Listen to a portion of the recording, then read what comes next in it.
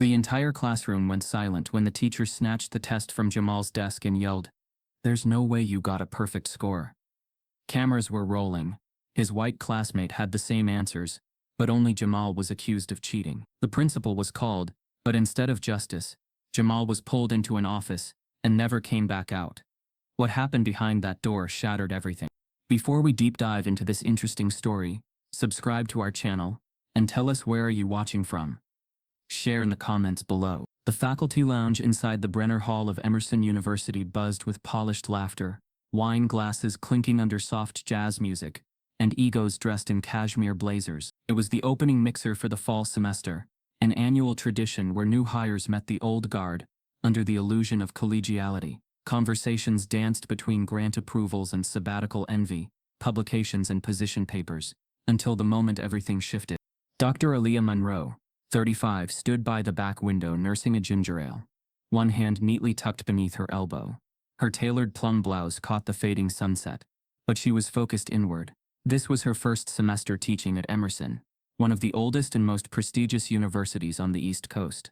Her department, History and Social Ethics, had fought hard to bring in new blood, and Aaliyah was their prize. Brilliant, poised, and with credentials that sparkled, she was a rising star. But she knew better than to believe that would be enough. Across the room, a voice rose slightly above the others, confident, amused, and carrying just enough authority to silence the surrounding chatter. Dr. Bradley Vaughn. He was everything the institution adored. White, ivy-bred, and full of the kind of intellectual arrogance that only tenure could ferment. A veteran of the mathematics department, Vaughn had made a name for himself publishing dense theoretical papers and belittling anyone who didn't think in differential equations. His corner office on the top floor was cluttered with awards and framed covers from math journals most of the campus had never read. He approached Aaliyah with that well-rehearsed smile, pleasant on the surface, but performatively sharp. "Well, if it isn't our newest addition to the narrative department," he said, swirling his wine. "History, right? Wars and presidents and stories about the past." Aaliyah responded coolly, "History, yes. But I focus on intersectionality and data modeling within social change. How numerical patterns reveal suppressed truths." He blinked once, twice. "That's creative," he said, with a smirk that hovered just north of polite. Then came the pivot, the setup disguised as banter. He motioned toward the whiteboard someone had used for the departmental welcome game, where a few leftover equations remained. "Tell you what, since you're into numbers, let me ask you something." He turned to the board, picked up a dry erase marker, and scribbled out a complex multivariable calculus problem, an integral framed in polar coordinates, wrapped in nested limits. Half the room turned to look. Even a few faculty members raised their eyebrows. "Here," he said, stepping back. "Quick brain teaser. Solve it." The room went quiet. It wasn't a brain teaser. It was a flex, a power play dressed as a joke, the kind of move that humiliated under the pretense of lightheartedness. Aaliyah stared at the board, her expression unreadable. Then she turned toward Bradley. "You sure this is how you want to welcome me?" He laughed. "Just a little fun. Or is it too much math for a historian?" The air thickened. A few professors chuckled weakly. Most just sipped their drinks, averting their eyes. Aaliyah walked to the board, scanned the equation once, and placed the marker down, without writing a single thing. She faced the crowd and gave a slight smile. "That's a lovely attempt at complexity, Bradley. But you overcomplicated the boundary condition. Your integral collapses at theta equals pi, which makes the entire right half redundant. It simplifies to one line. No need to solve your error invalidated the rest." Then she walked away. Gasps flickered. Some smiled in secret. One administrator nearly choked on his Chardonnay. Bradley stood frozen, marker still in hand, blinking at the board, then at her retreating back, then at the board again. She hadn't solved it by writing anything down. She'd unraveled it in her head, in seconds, and exposed his mistake. But Aaliyah didn't feel triumphant. Not exactly, because she recognized what had just happened. Not the math problem, the power play. The soft bigotry of diminished expectations. The kind of racialized doubt that made her entire academic journey feel like a game of survival. She'd seen it before. At Howard, she was once a math prodigy, double major, leading research assistant. But she remembered how her suggestions in group seminars were often met with "Are you sure?" and "Let someone else take the lead." She remembered the anonymous notes after midterms, You're intimidating. Smile more. Maybe stick to social theory. Those weren't critiques. They were coded warnings. So she changed majors, pivoted to history, channeled her statistical mind into patterns of oppression, built a framework to study the weaponization of data against marginalized communities. She didn't leave math because she wasn't capable. She left because she was tired of defending her right to belong. Now here she was again, 10 years later, and the same gatekeeping had followed her into a new department. She reached the hallway outside the lounge and leaned against the wall, heart steady but heavy. The applause hadn't come. The crowd wouldn't remember her logic. They'd remember that she made him uncomfortable. And that, in academia, was its own offense. She pulled out her phone to check messages, just to reset her brain. Then she froze. She saw her name trending. Someone had uploaded the exchange to Twitter. A grainy video, 39 seconds long. Captioned, "White math prof tries to humiliate black history prof." Her response? Next level. The footage showed Vaughn issuing the challenge, Aaliyah calmly dismantling it, and then walking away. Already the video had over 100,000 views. The comments were exploding. She cleared him without writing a damn thing. That silence after she finished? Chef's kiss. Why are white men still acting like they invented intelligence? She didn't know whether to feel vindicated or exposed. At the end of the hallway, she saw two students, grad assistants from the social science department, whispering and pointing at their phones. One of them looked up and caught her eye. They didn't smile, just gave a subtle nod. Aaliyah walked back to her office. The murmurs followed her like echoes. Her name, the story, the moment suddenly becoming part of a digital narrative she hadn't consented to. By the time she sat down, the university's communication office had already emailed her. "We're monitoring the situation." No apology, no concern for what started it, just PR panic. She looked out her window, down at the quad where students moved between classes. She knew what came next. She'd be accused of being overly sensitive. They'd say it was just a joke. They'd turn the narrative inward, make it about her reaction, not his intent. But this time, she wasn't going to back down. Because this time, someone had recorded everything. And as she stared at the email from the university, a second notification buzzed. It was anonymous. No subject, just one sentence. "They're digging into your past now. Be ready." By the time dawn cracked over Boston, Emerson University had already become a trending topic. The video of the faculty mixer wasn't just circulating, it was detonating across timelines like wildfire. The original upload on Twitter had been retweeted over 80,000 times within 10 hours, but it was the caption that transformed it from office gossip to a nationwide conversation. "Math bro mocks black history prof." Her eyes say it all. The phrasing cut through every algorithm like a blade. It wasn't about the math anymore. It was about the look on her face, composed, measured, and dignified against a backdrop of condescension. The morning news picked it up before Aaliyah even knew. Her phone buzzed endlessly beside her nightstand. The first headline she saw when she finally opened her eyes wasn't local. It was national. "Academic racism or harmless joke. Emerson faculty confronts viral moment." She sat up slowly, the cold light of her phone reflecting off her face. Her notifications were a storm.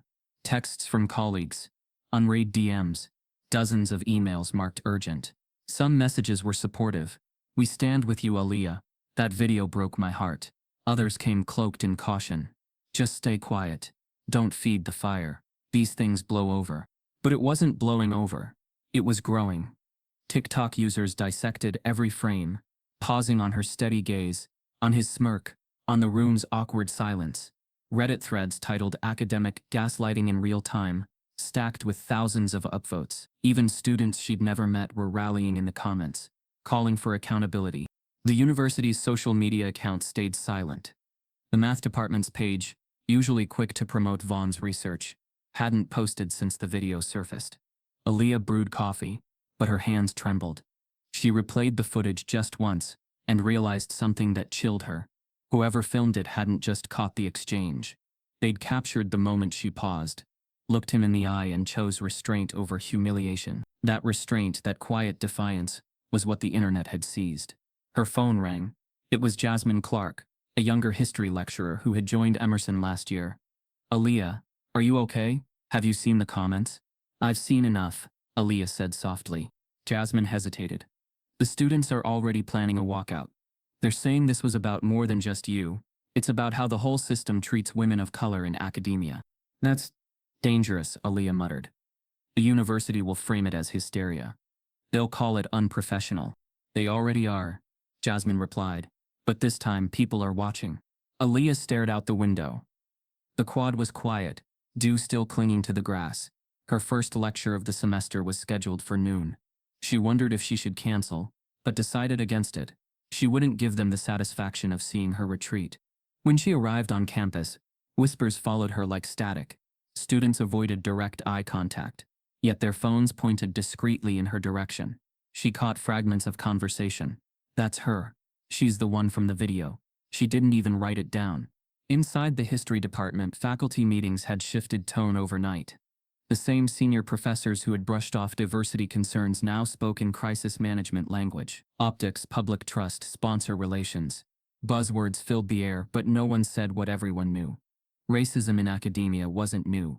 It had just gone viral. The university's PR office summoned her to a brief discussion. She entered the beige-walled conference room where 3 administrators waited: the communications director, the dean of faculty, and a compliance officer she'd never met. The communications director smiled too broadly. Dr. Monroe, thank you for coming on such short notice. We're all deeply sorry you've been thrust into this situation. Thrust? She echoed. He cleared his throat. What we mean is, the online reaction has become disproportionate. While we understand how uncomfortable the interaction must have been, we also have to consider the institution's reputation. Dr. Vaughn has received threats. His wife's email was doxed. And mine? She asked quietly. My inbox is full of racial slurs and death wishes. Does the institution consider those part of its reputation too? Silence. The dean shifted uncomfortably. We just want to ensure the situation doesn't escalate.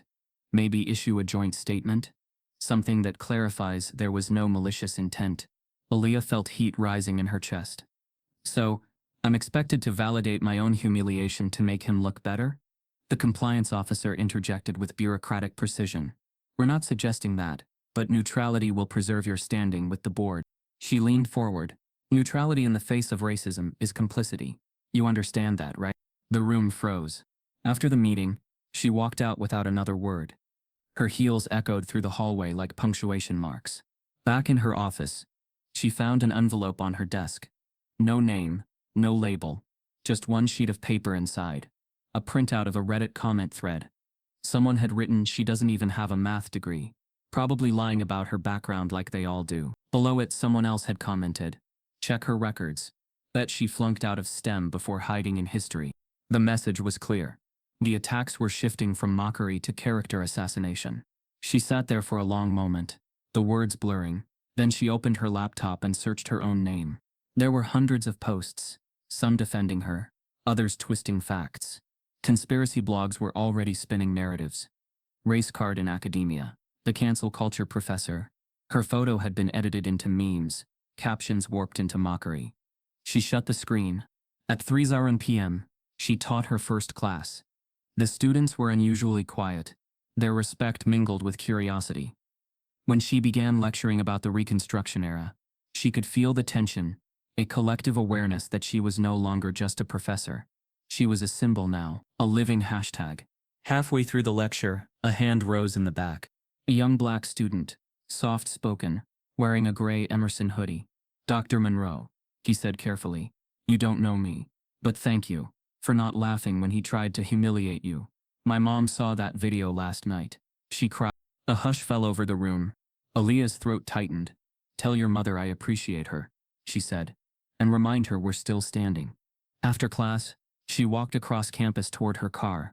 Reporters were waiting near the gates now, cameras flashing. A student activist handed her a flyer. Accountability now. Racism has no tenure. Her picture was printed on the corner in black and white. That evening, she received another email from the administration. Please refrain from engaging publicly. Media relations will handle all statements. She ignored it. Instead, she called her mother in South Carolina. The warmth in her mother's voice anchored her. But it couldn't hide the worry. Baby, they're not used to seeing a black woman win quiet battles. Be careful. People like him, they'll try to take more than your dignity. I know, Mama, Aaliyah whispered. But maybe this time the world is watching. After hanging up, she turned on the TV. CNN was replaying the clip. The anchor described her response as a masterclass in silent power. A panel debated whether Vaughn's comment constituted racism or just academic hazing. The next day, things escalated further. Vaughn released a carefully worded statement through the university's website. "I deeply regret that my playful remark has been misinterpreted. I hold my colleague, Dr. Monroe, in high esteem and wish her only the best." Playful. Misinterpreted. The language of deflection. Social media erupted again. Hashtags like "dying math racism" and "Lether teach" trended across multiple platforms. Students organized an online petition demanding the university publicly apologize to her. By evening, it had over 70,000 signatures. Inside her inbox, messages from journalists poured in. Requests for interviews, podcasts, morning shows. She declined them all. Not yet. She didn't trust the world to understand her without twisting her story. But what worried her wasn't the noise. It was the silence from within. The math department issued no statement. Not a single colleague reached out. Vaughn's office remained locked. Rumors said he'd been placed on temporary leave, though no one confirmed it. Late that night, as Aaliyah graded essays in her apartment, her email pinged again. This one wasn't from the university. It was anonymous, same as before. No subject, no signature, just one line. "They're digging into your past now. Be ready." Her fingers froze on the keyboard. She reread the message 3 times, her pulse tightening with each word. Digging into your past. There were only 2 things anyone could possibly dig for: her old transcript from Howard, and the story she had buried with it. Because long before she ever became a historian, she'd been something else entirely. And someone out there knew it. The anonymous message haunted Aaliyah through the night. "They're digging into your past now." She read it again before sunrise, the words sitting in her chest like a warning shot. In academia, that sentence wasn't a threat. It was a strategy. When people like her started standing too tall, someone always tried to pull a thread from their past and unravel everything they'd built. By morning, her office felt smaller. The sunlight that usually warmed her desk seemed sharper, more exposing.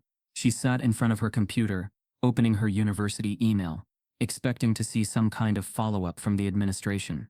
Nothing, just a calendar reminder for an upcoming faculty forum, and a generic "thank you for your commitment to excellence" notice from the dean. But she could feel it. Something was moving behind closed doors. The polite silence after the viral video had curdled into suspicion. She took a breath, opened the bottom drawer of her desk, and pulled out a narrow file folder, wrapped in a fading blue rubber band. The paper inside was yellowing, edges soft from time. It had been sealed since the year she left Howard University. On the front, her handwriting still marked the corner. "Private. Do not revisit." She hesitated before undoing the band. For 12 years she'd avoided this file. Buried it beneath success, new degrees, and carefully curated respectability. But the message had forced her hand. Inside lay her academic transcript, a few letters of recommendation, and an unsigned fellowship application, the one she never submitted. At the top of the transcript, her name Monroe, Aaliyah D., and beneath it her declared major applied mathematics, secondary history and social inquiry. It had been her secret double life. She'd never told colleagues at Emerson that she'd once been a math prodigy. That before history she'd been on the path to becoming one of the youngest black mathematicians to compete for the National Applied Logic Fellowship.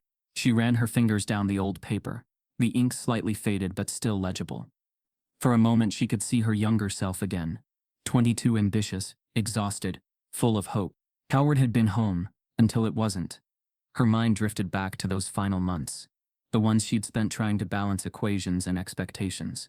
She remembered sitting in seminar rooms, chalk dust clinging to her fingertips, surrounded by mostly male peers. They'd debate abstract functions for hours, tossing jargon back and forth like weapons.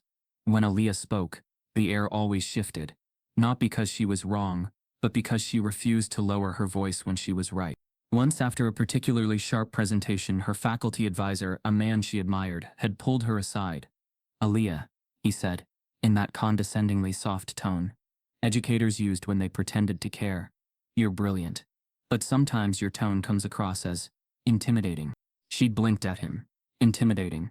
He nodded, smiling in a way that made her skin crawl. "It's not about what you're saying. It's how you're saying it. You don't need to be so authoritative, let others feel comfortable contributing. She had understood the subtext immediately. Shrink. Make them comfortable with your intelligence. After that conversation, things changed. Her grades didn't fall, but the recommendations dried up. Invitations to collaborative research projects stopped coming. Her peers, once friendly, began referring to her as the activist, or the angry one. When she corrected a male student's flawed proof in class, the rumor spread that she embarrassed him. The department chair summoned her for a tone check. She didn't drop out of mathematics. She was pushed out of it, slowly, politely, surgically. The day she left, she remembered standing in front of her dorm mirror, holding the acceptance letter to the history department in one hand, and her partial math fellowship form in the other. She whispered to herself, maybe this path wasn't meant for me, but even then, deep down, she knew that wasn't true. Now sitting in her office 12 years later, she felt the same chill creeping up her spine. A knock interrupted her thoughts. It was Jasmine Clark, her colleague and friend from the history department. You've been in here all morning, Jasmine said, stepping inside. You okay? Aaliyah forced a small smile. Just revisiting old ghosts. Jasmine glanced at the open file on her desk. That looks like more than nostalgia. Aaliyah exhaled. Someone's trying to dig up my academic past. I got an anonymous warning. Jasmine frowned. Why? What could they possibly find? Not what they'll find, Aaliyah said quietly. What they'll twist. She closed the file halfway, but not before Jasmine caught a glimpse of the transcript. You were in math? Aaliyah nodded. Applied mathematics. I left before finishing my fellowship. Jasmine's eyes widened. Why didn't you ever tell anyone? Because every time I've told someone, it becomes the only thing they see. A black woman who switched because she couldn't cut it in STEM. That's the story they like best. It fits the hierarchy. Jasmine leaned against the desk. They're scared of what you represent, Aaliyah. You're not supposed to exist in their equations. That line lingered long after Jasmine left. Later that afternoon, Aaliyah attended the mandatory department meeting, where the conversation, inevitably, turned toward her. The dean of faculty, Dr. Albert Keyes, a man with the permanent expression of a disappointed father, spoke first. We're all aware of the unfortunate online attention our university has received due to last week's incident, he said, looking at no one in particular. Let me assure you, we're managing it with care. Dr. Vaughn has been advised to take temporary leave. We expect decorum from all faculty. He paused. Then his gaze landed squarely on her. Dr. Monroe, I trust you'll refrain from further social media engagement. I haven't said a word publicly, she replied evenly. Good, he said, lips tightening. Best to let these things die quietly. Die quietly. That was academia's favorite burial method. After the meeting, whispers followed her down the hallway. She's the one from the video. I heard she used to be in math. No wonder she's making such a fuss. Maybe she's jealous of Vaughn's reputation. The subtle cruelty of whispers was more corrosive than open hate. Back in her office, she opened the sealed transcript again. Beneath it, she found something she'd forgotten. An old letter from her Howard mentor, Dr. Duval. The paper had yellowed, the ink smudged, but the words were clear. You have a mind that scares them, Aaliyah. That's not your flaw, it's your mirror. Don't ever let them convince you you're less because they can't see where you're going. She held the letter for a long moment, letting the tears she'd held back for years finally burn through. Her computer pinged. She glanced at the screen. A new email. From HR Department, Emerson University. Subject: verification of academic credentials. Urgent. Her stomach dropped. She clicked it open. Dear Dr. Monroe, in light of recent events and as part of standard compliance review, we require immediate verification of your academic records. Please provide transcripts and degree certifications for all listed institutions within 48 hours. Failure to comply may affect your standing with the university. It wasn't random timing. It wasn't protocol. It was retaliation, wrapped in professionalism. Her past, the one she had sealed to protect herself, was being weaponized against her. She stood up, pacing the length of her office, the paper from Howard trembling in her hand. If they wanted to dig into her past, she would make sure they saw all of it. The brilliance they ignored, the systems that pushed her out, the quiet excellence they pretended not to see. But deep down she knew what this meant. The same people who once told her she was too confident for her own good were about to rewrite her story again. Only this time, the world was watching. She sat back down, opened a blank email draft, and began typing her response line by line, deliberate and unafraid. But before she could hit send, another message popped up. This one without a subject line. The same anonymous sender. Just one sentence. They don't just want your transcript. They want to erase your name from the faculty registry. Her hand froze over the mouse. The cursor blinked like a heartbeat. The anonymous message didn't leave her mind for days. They're digging into your past now. It repeated itself in Aria's head like a warning bell. Low, urgent, unmistakable. But she didn't panic. She prepared. By midweek, Aaliyah sat down in her office and made a decision she knew would shatter the comfort zone of Emerson's ivory tower. She opened the university's intranet, logged into the faculty portal, and clicked on Submit Formal Proposal. Her hands didn't shake. Her pulse didn't rush. She simply typed, I, Dr. Aaliyah Monroe, propose an open academic demonstration at the Fall Math Symposium, a real-time, cross-disciplinary calculus challenge between myself and Dr. Bradley Vaughn. She listed her credentials, her reasoning, and framed the event not as retaliation, but as reclamation. To publicly demonstrate that talent knows no department, no tenure, and no racial boundary, she wrote. It was the most dangerous sentence she had written in her academic career. That same evening, a faculty committee meeting was called. The Board of Academic Affairs, notorious for being slow-moving and bureaucratic, suddenly moved with surprising speed. Aaliyah walked into the conference room and immediately noticed the tension. Some faces were skeptical, others indifferent, and a few, like the associate provost for equity, wore quiet approval. But no one spoke first. Then Bradley did. Of course he did. Sitting at the end of the table, legs crossed, blazer too sharp for the occasion, he leaned forward with that performative chuckle. Well, he said, this is certainly unconventional. But I suppose if Dr. Monroe feels her qualifications extend beyond historical narrative, who are we to deny a bit of interdisciplinary excitement? The board chuckled politely. Aaliyah didn't blink. It's not excitement. It's accountability. The dean of mathematics cleared his throat. Dr. Monroe, this would put the university in a rather exposed position. If this becomes a spectacle, the institution could suffer reputationally. Then don't make it a spectacle, she replied. Make it a statement that Emerson doesn't just tolerate diversity, it values it. Silent. The youngest member of the board, a woman named Dr. Minji Han from the computer science department, finally spoke. Let her do it. Let's see what merit really looks like. The board reluctantly approved the event, under conditions.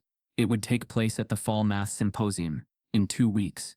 Each participant would be given a series of calculus problems under timed conditions. No outside help, live audience, faculty judges, equal opportunity. But equal was never the plan. Within 48 hours, Bradley began his quiet sabotage. He reached out to the chair of the symposium planning committee, an old friend from grad school, and insisted the problem set include legacy tier complexity, meaning questions rooted in esoteric theorems, not taught since the... He pitched it as tradition. It's what we've always done, he said. The classics. He suggested judges 3 white male professors from within the department, all tenured, all known for prioritizing rigor over accessibility. He even argued that each contestant should submit a resume for context, knowing hers wouldn't list a current math title. The university PR team, caught between internal politics and external pressure, spun it as a celebration. Emerson explores the fusion of disciplines at upcoming symposium, read the headline on their homepage. But Aaliyah knew what it really was. A test, a trap, a stage set for her to fall. She didn't flinch. Instead, she emailed the board requesting access to the sample problem list. The university delayed. Still under review, they said. Then, 3 days before the event, the file arrived. She opened the PDF and froze. There, embedded within the lineup of standard integrals and differential equations, was a section titled, Open Problems, for Conceptual Analysis Only. Beneath that were unsolved theorems. Unsolved as in, no mathematician alive had ever definitively cracked them. Bradley had added them knowing full well they weren't about being solved. They were about posturing. One in particular jumped out. A variant of the Navier-Stokes existence and smoothness problem. One of the Millennium Prize problems. It was intellectual cruelty dressed as academic rigor. She stared at the screen, fury building beneath her composure. This wasn't about calculus anymore. This was warfare. And yet, Aaliyah smiled. because she'd seen this tactic before. Not in math departments. In history, white supremacy never attacked through chaos. It used rules, forms, committees, prestige. It changed definitions to suit itself. It built mazes, and then blamed you for getting lost. She printed out the problems, grabbed a pen, and she got to work. For the next 72 hours, Aaliyah barely slept. She consulted her old notes, her forgotten textbooks, and even online forums where underrepresented mathematicians dissected the racial bias of advanced pedagogy. She reached out to an old mentor, Dr. Horace Duvall, now retired, once the only black mathematics professor at MIT. He answered on the second ring. "Still raising hell?" he asked. "I need a favor," she said. He laughed. "Of course you do. What did the colonizers cook up this time?" When she explained, he didn't interrupt once. Then, quietly, he said, "Aaliyah, you were always the one. But they tried to break your rhythm. Now you've got to remind them. You weren't a dropout. You were a storm waiting for a reason." He spent 2 nights helping her prepare, not to solve the unsolved, but to frame them, interpret them, contextualize them. That was the twist Bradley hadn't expected. He wanted her to choke on the complexity, but he didn't realize that history itself was a map through chaos. On the morning of the symposium, the auditorium was full. Students, faculty, local press, even former alumni.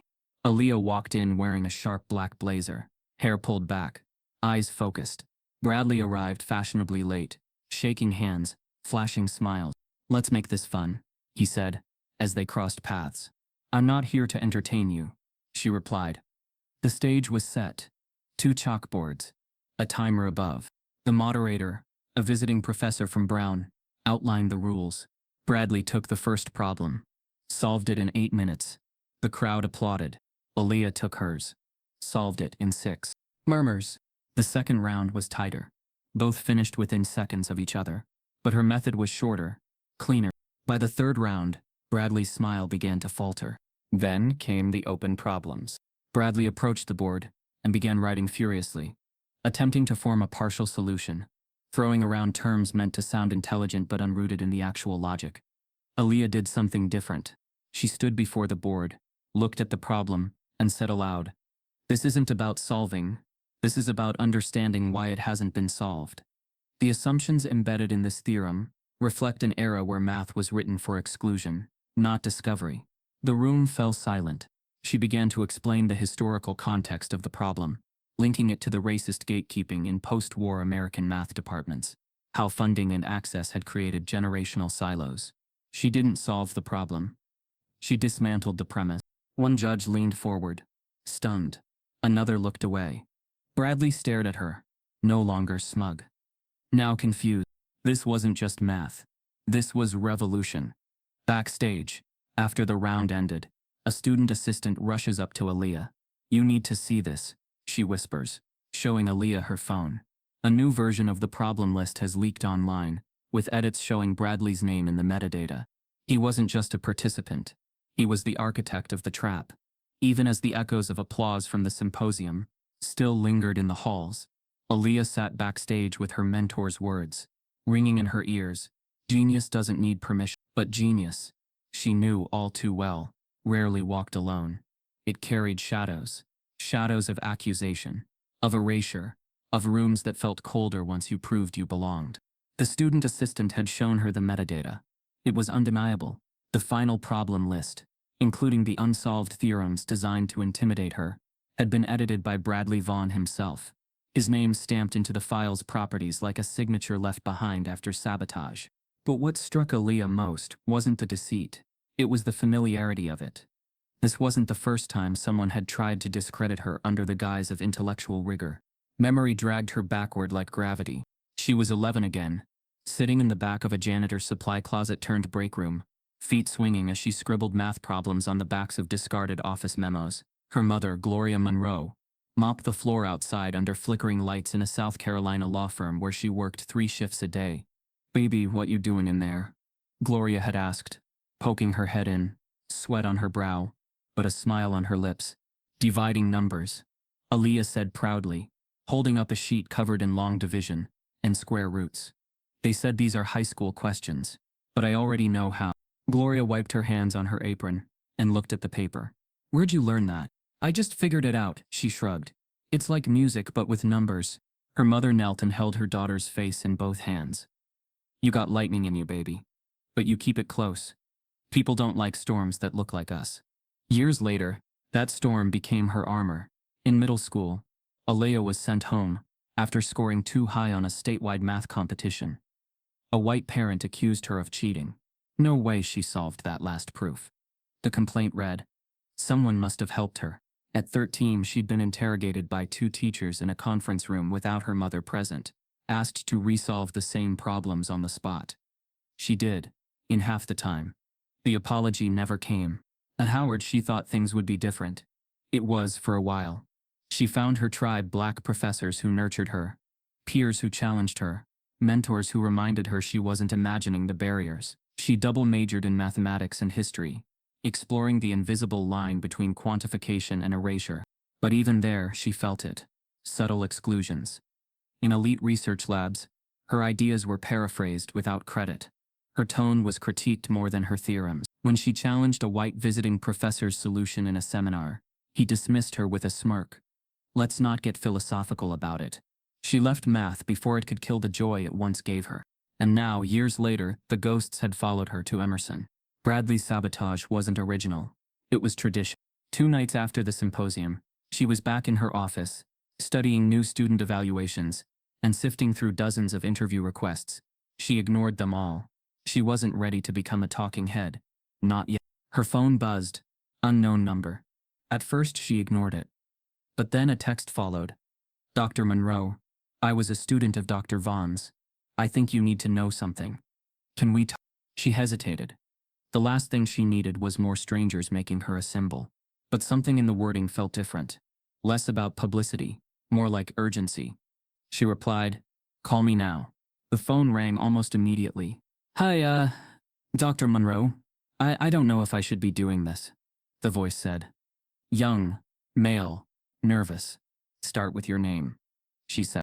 Michael, he replied. Michael Dillard. I graduated last year. Math major. I saw the symposium. What you did was brilliant. But there's more. I was part of a math competition Vaughn ran last year. The intercollegiate series. She narrowed her eyes. The same one Emerson always seems to win? Yeah, he sighed. Only, it's not a fair win. Vaughn handpicks students. Mostly white, mostly legacy. But that's not the worst part. He feeds them the problems ahead of time. Aaliyah's breath hitched. He gives them practice sets. Michael continued. But the practice sets always have the same final question as the live round. I didn't say anything because I needed the credits. But it never sat right with me. Then I saw what he did to you. I figured it's time. She closed her eyes. Do you have proof? I kept copies, he said. He emailed them to my Emerson address. I can forward them. You'll see the dates, the metadata, everything. Do it, she said, her voice hardening. Right now. As soon as she hung up, the emails came through. Attached were 3 PDFs of pre-competition practice sets. She compared them to the official questions published in the university's press kits from the last year. Identical. Not similar. Identical. She leaned back in her chair, staring at the ceiling. Her heart wasn't racing. It was boiling. This wasn't just about one insult, or one moment. This was a system of intellectual fraud propped up by whiteness and status. And Bradley? He was its architect. She knew what had to be done. She drafted a formal report to the university's Academic Integrity Committee. Attached the PDFs, added timestamps. She included a statement of concern, careful but firm. She CC'd her department chair and the associate provost for equity. Then she saved a copy to her external hard drive, just in case.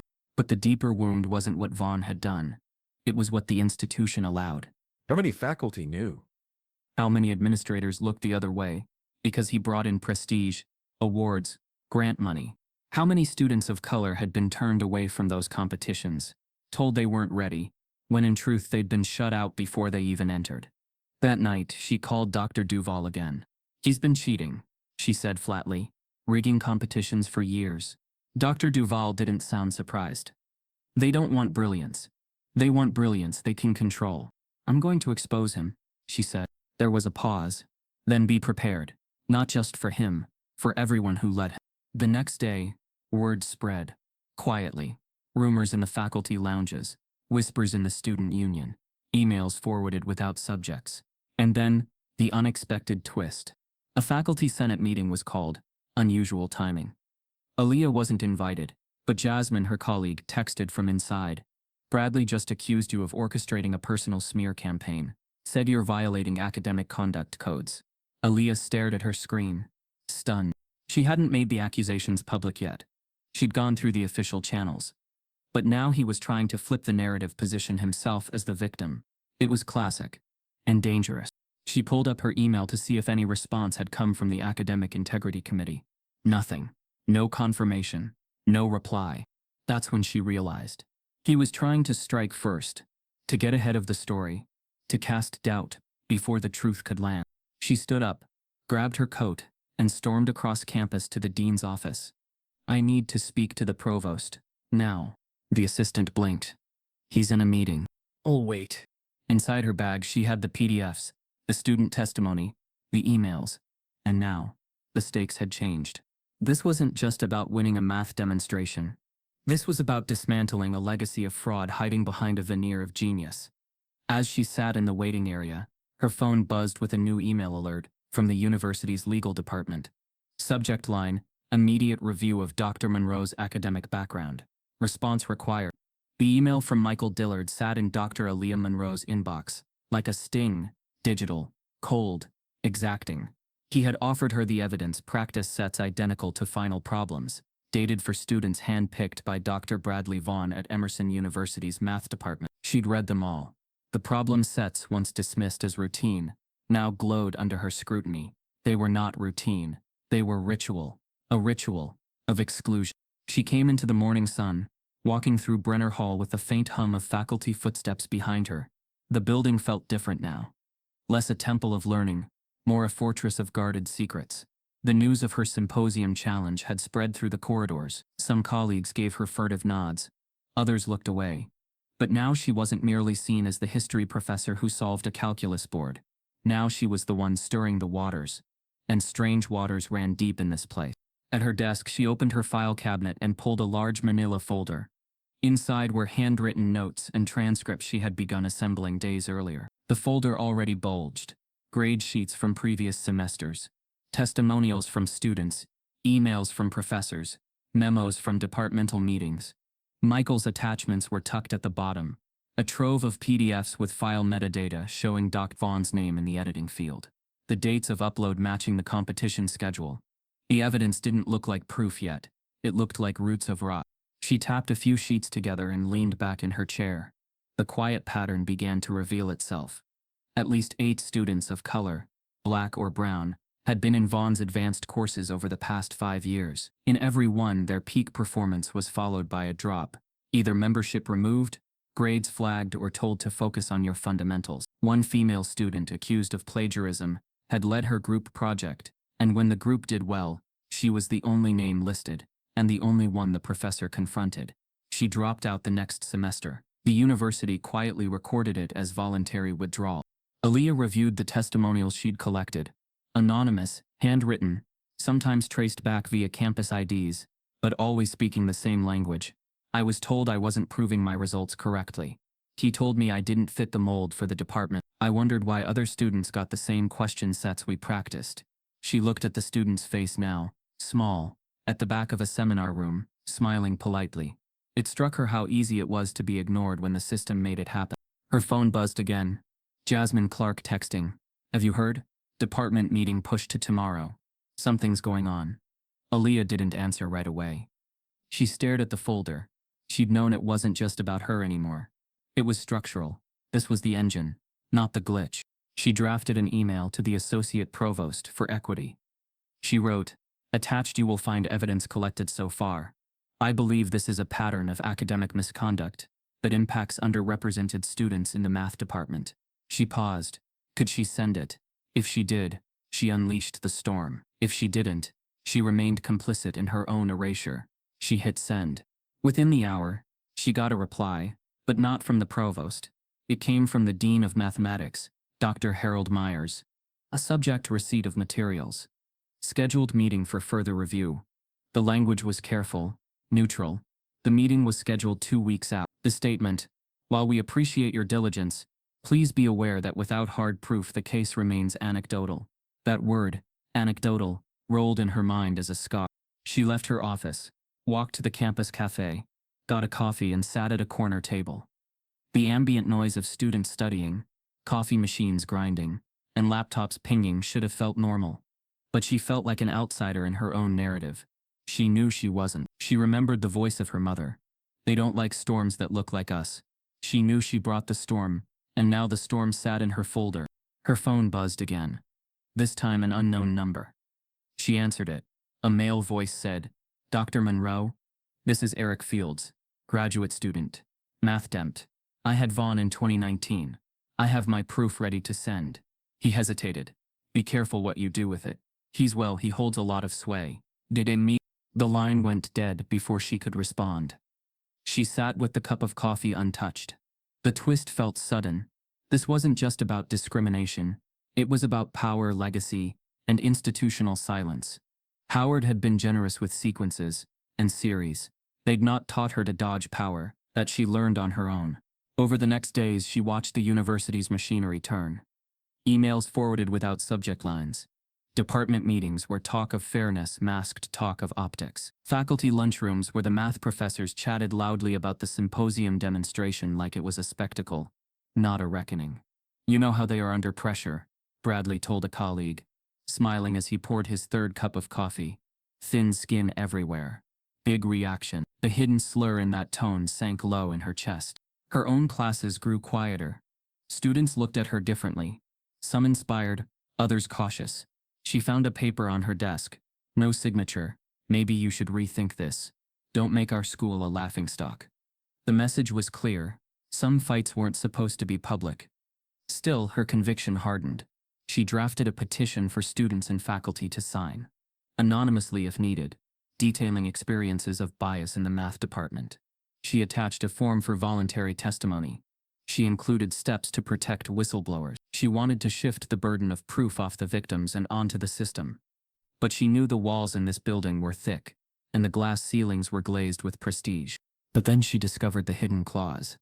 While she reviewed the competition rules for the symposium, already assembled by the organizing committee, her eyes went to the fine print. It stated, "Participants must hold a current degree in mathematics or applied mathematics at the time of the challenge." She paused. Applied mathematics, current degree. Not history, not social inquiry, not enough to have once studied math. She realized the rule had never been enforced before. They had assumed no challenger from outside the math department would even attempt. But now she had. Now she was the outsider they built rules for. She stared at the text. The clause didn't just disqualify, it delegitimized. Without a current degree in math, she could be removed from the demonstration entirely, despite the board's initial approval. She read it again. Dr. Myers had forgotten to highlight this before approving the demonstration, but Bradley hadn't. He had exploited it. The metadata, the choices, the selection of judges, they all hinged on these rules. The odds were now stacked, not against her math skills, but against her departmental identity. Her phone buzzed. "Jasmine, are you coming to the meeting?" Aaliyah looked out the window to the quad, watched a group of students crossing. She remembered that first student who thanked her after the video. Quiet, steady, full of hope. She thought of her mother cleaning offices, of the closet where she solved equations at 11. She thought of every time someone told her she didn't belong. She closed the file folder, stood up, and walked out of her office. She stopped at the door and looked back at her desk papers, scattered, lipstick of markers on them. The folder still open like a wound. She turned away. The next day would define her, if the clause was enforced. The night before the symposium, she receives an official notification. Due to departmental review, your status as participant in the mathematics symposium is under immediate review based on Clause 12. You may be excluded from the event until compliance is confirmed. The notification hit Aaliyah's inbox at exactly 6:47 p.m. The subject line cold and bureaucratic, review of eligibility for participation, Clause 1's 12. B.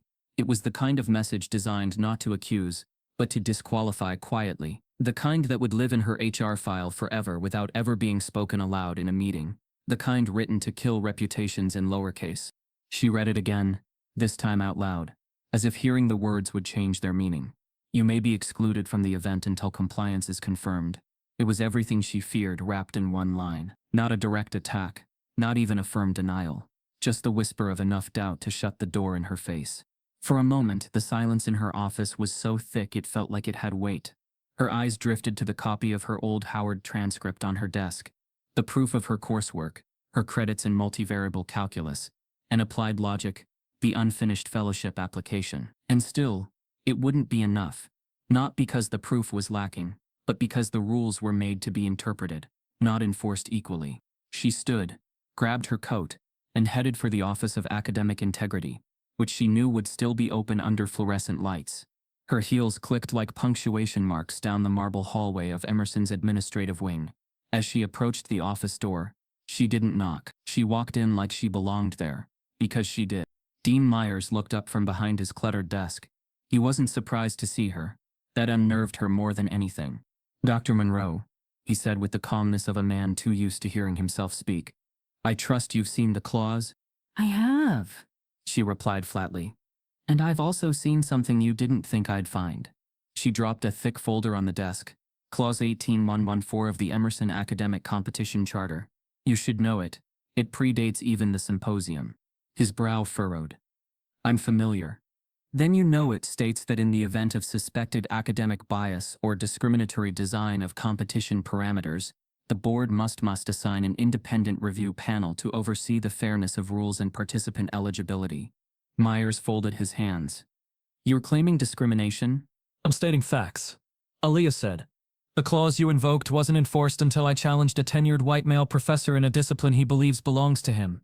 The same professor who edited the problem sets. The same professor whose students have come forward about systemic gatekeeping. The same professor whose department hasn't issued a single apology." Myers adjusted his glasses, buying time. "You enforced Clause 12D to target my credentials. So I'm invoking Clause 1814 to challenge the legitimacy of the rules.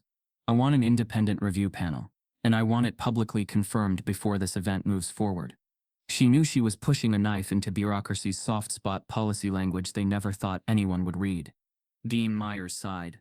"Dr. Monroe, if we open this door—" "It's already open," she interrupted, "and now everyone's watching to see what Emerson does next."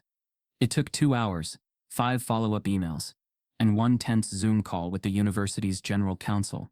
But the clause held, under mounting pressure, especially from the viral student-led campaign, now tagged as Math Justice. Emerson relented. The university issued a carefully worded statement the next morning.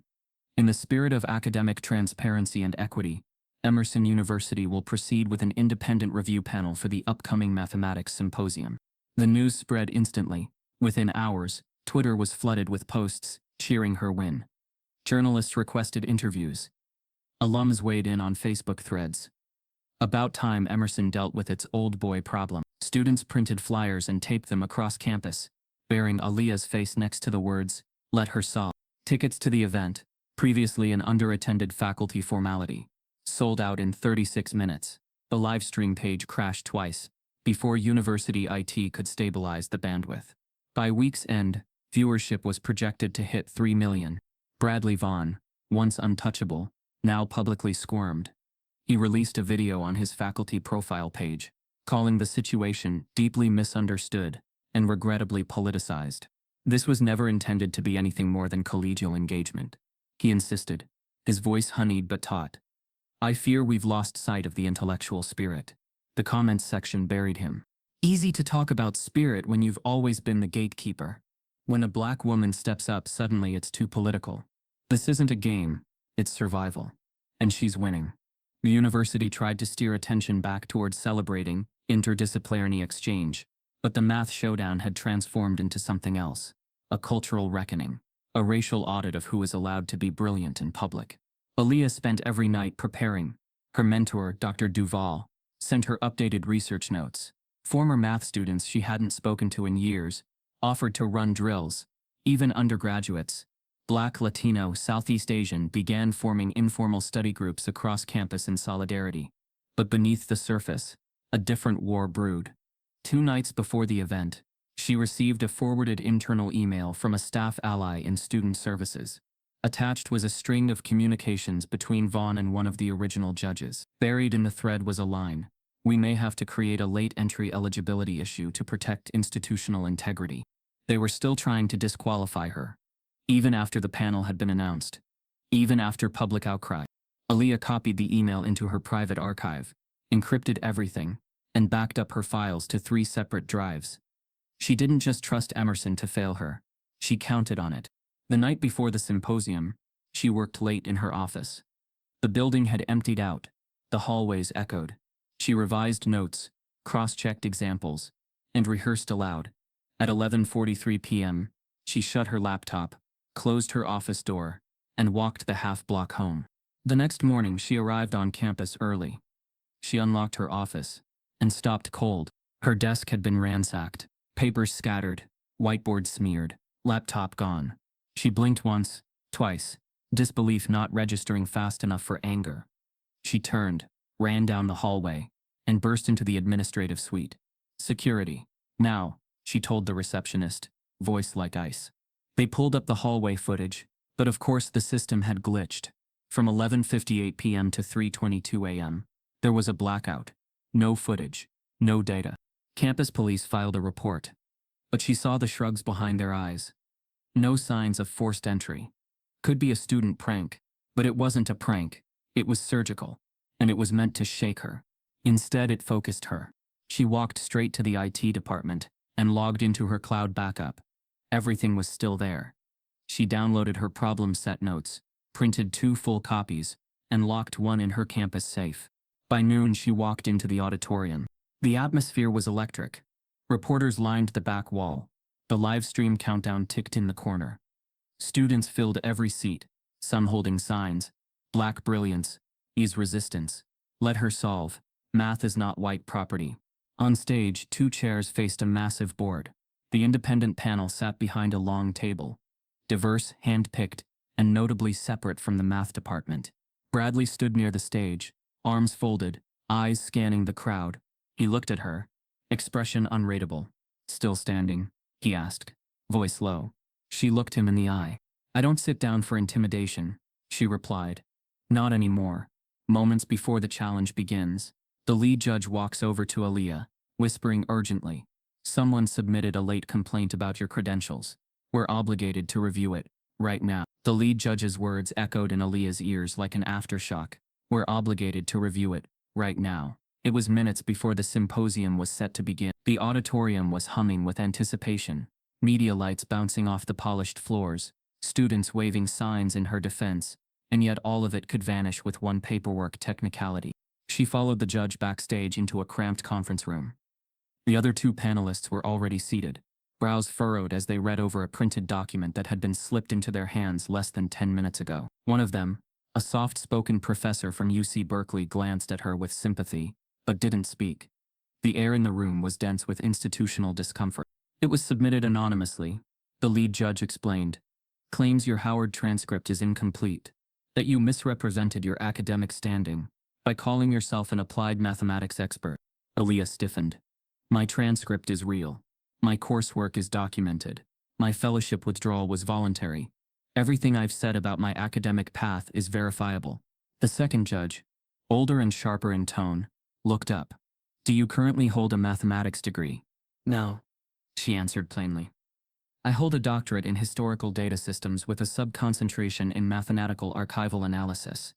I left the math department after 3 years, because of racialized sabotage."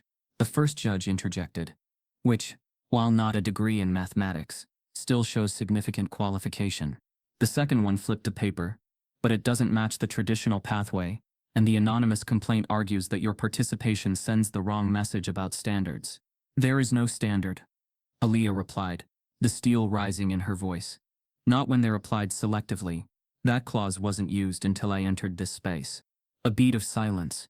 Then the lead judge nodded. "We'll allow you to proceed for now, but the review will remain open, and any ruling made today may be contested retroactively." It was a half-win, a poisoned green light. Backstage, she exhaled into her hands before stepping out again. The applause as she reappeared was thunderous, but it felt far away, muted beneath layers of exhaustion and quiet fury. Her stolen laptop, the erased security footage, the last-minute complaint.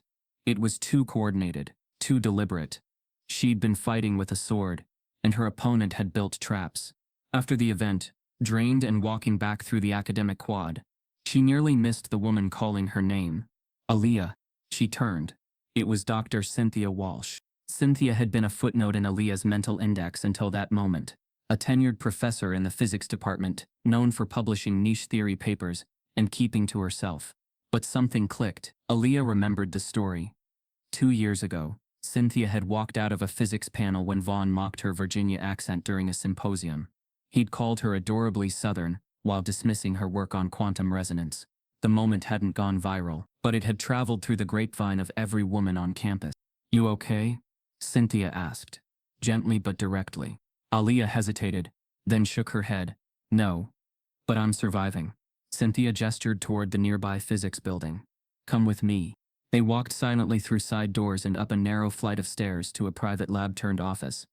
The space smelled like chalk and soldering wire. The blinds were closed, and there was a locking file cabinet beneath the desk. "I know this wasn't random," Cynthia said once they were inside.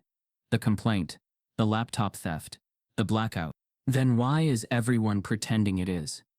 Aaliyah asked, too tired to filter. "Because silence is currency here," Cynthia said, "and fear keeps the money flowing." She went to the cabinet, pulled out a binder, and slid it across the desk. Aaliyah opened it. Inside were photocopies of emails, course evaluations, and tenure denial letters. All connected, all female faculty, most of them women of color. One Indian-American chemist denied tenure after publishing groundbreaking research. A black linguistics professor labeled unapproachable in anonymous reviews.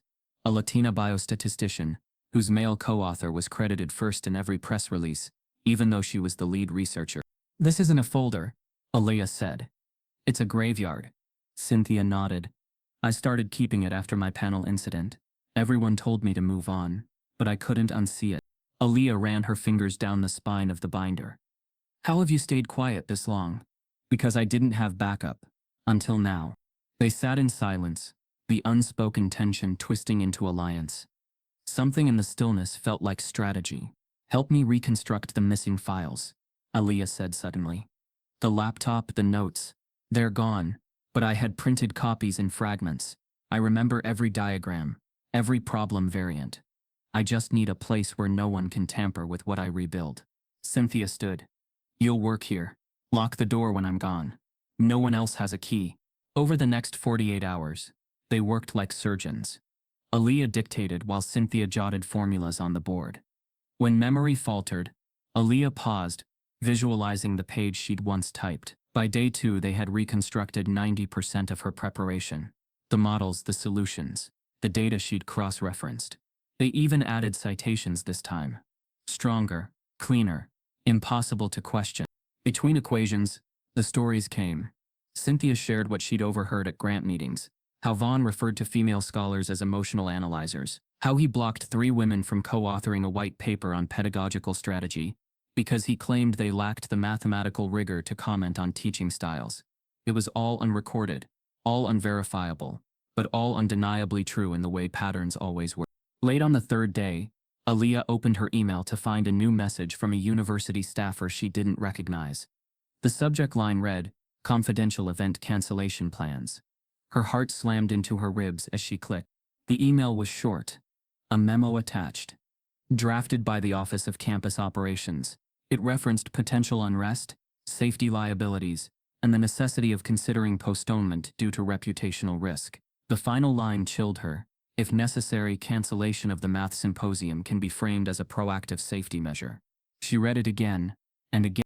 "They're not just trying to beat me," she whispered. "They're trying to erase the event entirely." Cynthia read over her shoulder and cursed under her breath. "You can't let them. This isn't just about math anymore. It's about the narrative." Aaliyah knew that if the university canceled under the guise of campus safety, it wouldn't be questioned. The optics would protect them. No riot, no threat would be required.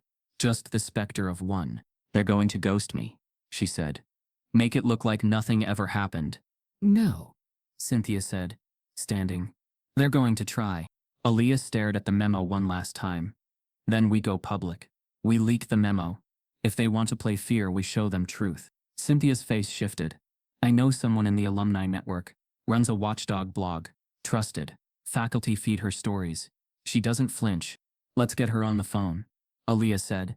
The call was made. The memo was shared. The blog post went live in less than an hour. Its headline read, Emerson University quietly plots to cancel historic math challenge between black professor and accused gatekeeper. By nightfall, the story had reached Twitter. The hashtags NellerSolve and Emerson Leaks began trending again. Students reposted, faculty reshared. Even 2 national reporters picked up the leak. The university issued a panicked statement by midnight. We have no plans to cancel any officially sanctioned events. It was a lie. But it was a backpedal. Back in the private physics office, Aaliyah closed her laptop. She looked at Cynthia, who handed her a cup of tea, lukewarm but real. You just rewrote their ending, Cynthia said. Aaliyah shook her head. Not yet, but we're getting closer. Just before midnight, Aaliyah's phone buzzed with a blocked number. She hesitated, then answered. A male voice whispered, You think this is over? You haven't seen what's coming. Check your campus file now. Aaliyah sat frozen, phone still pressed to her ear. The voice had already gone. No name, no repeat, just one chilling sentence. Check your campus file now. The silence that followed wasn't empty. It felt loaded, like something had been placed in her path that she wouldn't see until it cut her. She ended the call and stared at the screen. It was almost midnight. Outside, the wind howled through the trees lining Emerson's campus, tossing dry leaves across the pavement like whispers of things long buried. Inside Cynthia Walsh's private office, Aaliyah opened her laptop and logged into the university intranet. Her faculty profile looked normal. Title intact, classes listed, office hours unchanged. But when she clicked internal documents, something new had appeared in the administrative notes folder. A file she hadn't seen before. Faculty review summary, internal only. She clicked, her heart dropped. There, in stark black text, was a summary titled, Concerns Regarding Credentials, Informal Observations. The summary referenced her withdrawn status from Howard's Applied Mathematics Fellowship, but it twisted the details. Unclear completion status, potential embellishment of academic record. It cited multiple concerns about her representing the math department in a public competition. The phrasing was familiar, vague, careful, deniable, death by implication. There was no signature, no timestamp, just a digital fingerprint, created 3 hours ago. She took a screenshot, backed it up to a private drive, then closed the file. Cynthia, who had been watching quietly, finally spoke. They're trying to build a pretext. If you win tomorrow, they'll say it was under review. If you lose, they'll let it disappear. Either way, they want control of the narrative. Aaliyah muttered. But it's too late. She closed the laptop. By morning, the auditorium buzzed with electricity. Students gathered in long lines outside the venue, phones already out, streaming the moment. Posters waved above heads. Let her solve. Math isn't colorblind. Excellence isn't exclusive. Hashtags were scrawled on backpacks and cheeks. Math justice, Emerson reckoning. Let her solve. The livestream counter climbed toward 1 million viewers. And the event hadn't even started. Inside, the room was packed. Faculty on one side, students, media, and alumni on the other. Every seat filled. The lighting was intentional. Bright on the chalkboards, low on the crowd. A stage had been built to hold 2 tables, facing forward, each with identical toolkits, markers, notepads, a timer, and access to the same problem prompts. Bradley Vaughn walked in first. He wore a gray suit tailored, pressed, academic in just the right way to appear humble without looking underdressed. He greeted the independent judges with that practiced blend of modesty and gravitas. He shook hands, made eye contact, nodded like he was auditioning for tenure all over again. To the crowd he offered a smile, not warm, not smug, but calm. It said, "This is nothing to me." Then Aaliyah entered. She wore a deep navy blouse, sleeves rolled just enough to be functional. Eyes forward, jaw set, no smile, no posturing, just presence, the kind that didn't need to announce itself. The audience rose, standing ovation. Applause thundered through the space. Bradley's eyes flicked toward the reaction, then away, his smile dimming just slightly. The head judge, Professor Lynette Cho, stood at the podium. "Welcome to the 47th Annual Emerson Mathematics Symposium. Today's event will follow a modified challenge format, structured across 4 timed rounds. Each participant will receive a unique parallel problem, identical in structure and complexity. Scoring will be based on accuracy, efficiency, and elegance of solution. She paused. Given recent concerns regarding bias and transparency, this session will be recorded, monitored, and archived for full public access. Applause again. The countdown began. Round 1. Multivariable integration with constraints. Aaliyah stared at her problem set. 3 equations, one nested within the other. The kind of problem designed to trap you into a longer path than necessary. Bradley was already scribbling. Fast and aggressive. Aaliyah didn't move. Not at first. She examined the structure, found the trap, smiled slightly. She solved it in 12 lines. Bradley finished 20 seconds before her, but his solution was 3 pages long. When the judges reviewed both, their eyebrows raised. Bradley's answer was technically correct, but verbose, redundant. Aaliyah's was minimal, elegant, a perfect balance of brevity and clarity. One judge leaned to the microphone. Solution verified. Dr. Monroe, full points. Murmurs rippled. Bradley's brow tightened. Round 2, partial differential equations with real-world application. The moment the prompt appeared, Aaliyah's eyes flicked to the second line. It used terminology from a model she had published a paper on, under her historical data systems dissertation. The kind of thing most mathematicians wouldn't recognize as connected. But she did. Her solution tied the variables into a dynamic heat map representation, one that modeled population shifts during redlining policy implementations. When she presented her approach, one of the judges whispered, "She's teaching while solving." Bradley's solution, while clean, stayed in the theoretical. Aaliyah's was alive. The judges paused, conferred, nodded. Again, full points. By the time the third round began, Bradley was visibly tense. He tapped his marker, checked the time, fidgeted with his sleeves. The room had shifted. He glanced toward the audience and saw students filming, whispering, eyes on Aaliyah, not him. He tightened his grip on the marker. Then he did what she had expected. He stood up mid-problem, turned to the judges, and raised his hand. "I have a concern," he said, voice calm but loud enough to be heard. "Dr. Monroe's solutions are familiar, too familiar. Her efficiency indicates prior access to these problems." A gasp rippled through the room. The head judge raised an eyebrow. "Are you alleging cheating?" "I'm requesting a review," he replied. "We must ensure academic integrity." Aaliyah didn't look up. She finished her final line, capped her marker. She stood and handed the whiteboard to the judges. Then she turned. "If I had pre-access," she said, voice even, "I wouldn't have needed to reconstruct my notes from memory. After my laptop was stolen, during a security glitch, your department can't explain." More murmurs. The tension cracked like glass. The judges conferred. Professor Cho stepped forward.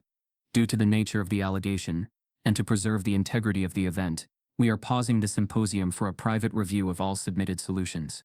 Bradley smiled. Just a little. Aaliyah didn't flinch. As they exited the stage, Cynthia met her backstage with a hard look. "They're stalling," she said. "Trying to rattle you." "I know," Aaliyah replied.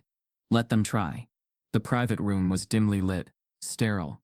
The judges sat around a long table, both sets of solutions before them. Aaliyah stood on one side, Bradley on the other. The lead judge began. "Dr. Monroe, please walk us through your solution to problem 2, start to finish." No notes. Aaliyah did. Flawless. Clear. No hesitation. Then Bradley was asked to do the same. He stumbled on his own 4th variable. The judges didn't comment, but something changed in their posture. Dr. Vaughn one asked carefully, "Your last variable was a transformation, correct?" "Yes," he said quickly. "Linear approximation. Your matrix was mismatched." Bradley's face flushed. "No, that's not possible. It's here in line 16. See?" Silent. Aaliyah said nothing. They returned to the main hall. The crowd waited. Cameras zoomed. The energy had morphed into something electric. Professor Cho stepped up once more. "We have completed our review. Dr. Monroe's solutions are verified as original and valid. The claim of prior access is unsubstantiated." The crowd erupted. Applause. Cheers. Bradley's face drained. And Aaliyah? She simply returned to her seat. As she sits, a quiet alert pings her phone. A message from an anonymous number. with a single file attached. The subject line reads, "The next round is rigged. You're not solving a math problem. You're walking into a trap." The message glowed on Aaliyah's phone, like a warning flare. "The next round is rigged. You're not solving a math problem. You're walking into a trap." No sender, no signature, just that sentence, and a small attachment labeled, Model 4D config. She clicked it, heart steady but senses spiked. Inside was a breakdown of a fourth-round problem structure, far more advanced than anything listed on the official outline. It wasn't just hard, it was unethical for a live academic setting. The math wasn't fully published. The notation style was non-standard. Most disturbingly, the dataset embedded in the question model referenced an internal university study on student retention, something Aaliyah had only seen once during a faculty briefing marked confidential use only. She stared at the text, trying to piece together what it meant. Bradley had found a way to merge proprietary institutional data with obscure math frameworks, presenting a challenge only someone on the inside would know how to decipher quickly. The variables weren't just abstract. They were political. A trap. Yes. But Aaliyah didn't back down from traps. She rewrote them. The moderator's voice pulled her back to the stage. For our final round, both participants will approach a multi-dimensional dataset model problem. The goal is to interpret, resolve, and present implications within 15 minutes. The room dimmed again. The final prompt was projected. A hush fell over the crowd. Aaliyah's eyes skimmed the variables. It was even worse than she thought.